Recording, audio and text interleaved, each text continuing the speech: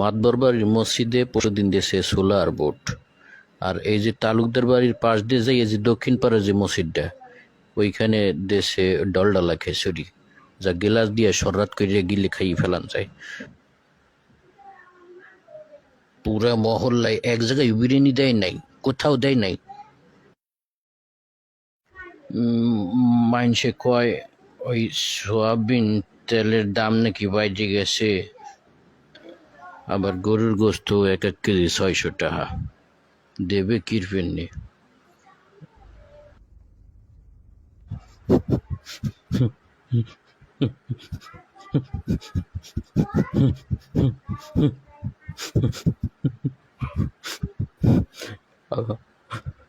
আমি শিখছি যাওয়ার আগে তোরা 10-12 জন ঘরেতে বাইরে যা, কখনকারে মাইটি দিমু, কোমর কিন্তু বেজাজ ঠিক তাই।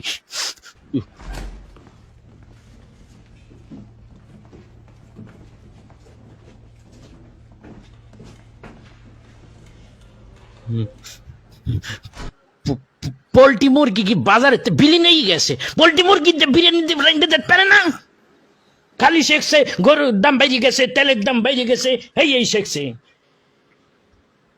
এই তো বাড়ির মাতারিদের কুবুদ্ধি, মাতারিদের কথা শুনে শুনে তারা এইসব প্রপাগান্ডা ছড়াইয়ে বেড়ায়, আর বিরিয়ানি খাওয়ায় না মানুষকে।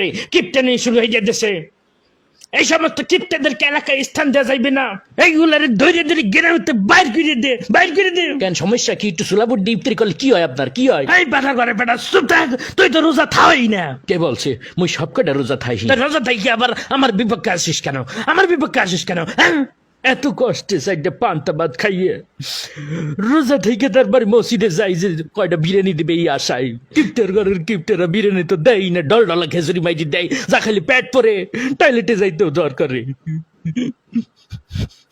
মানুষের মন দিন দিন এত ছোট হয়ে গেছে, আমি আমার দুঃখটা কিভাবে বুঝবো? আমার মনকে কোনোভাবেই সান্ত্বনা দিতে পারতে আসি না, কোনোভাবেই না। কিভাবে বোঝাবো? মানুষ এত নিষ্ঠুর হয়ে গেছে, কিভাবে কিভাবে? আজকে 16টা রোজা চলে গেল, একটা মসজিদেও বিরিয়ানি দিল না, একটা মসজিদ না। মনকে কিভাবে বোঝাবো? এটা কি কোনোভাবে সান্ত্বনা দিয়া যায় দিলকে? কিভাবে সান্ত্বনা দেবে? আপনাকে কিছু শিখাই দে।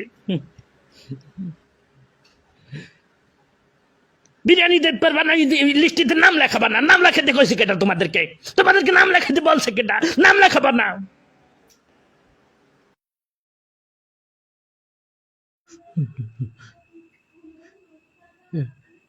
একদিন একটু বিরিয়ানি খালি মানুষকে ভয় হয়ে যায়, বাড়িঘর কি সব হারিয়ে যায়, সব ডাকাইতে হয়ে যায়, ছিনতাইকারী তো লেগে যায়। হ্যাঁ ওরে খোদ্দা, এ ভাবি আপনি কিন্তু বিরিয়ানি খাওয়েন, আপনার দিন বলে দিলাম।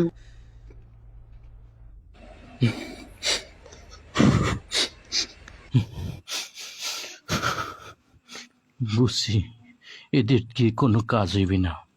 আমাকে একটা সিদ্ধান্ত নিতে হইবে, আমাকে বিরিয়ানি খাওয়াইতে হইবে।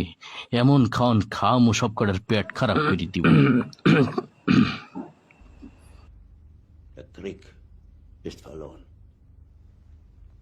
ওরে খোদা, এখনই তো গলা চুলকায়।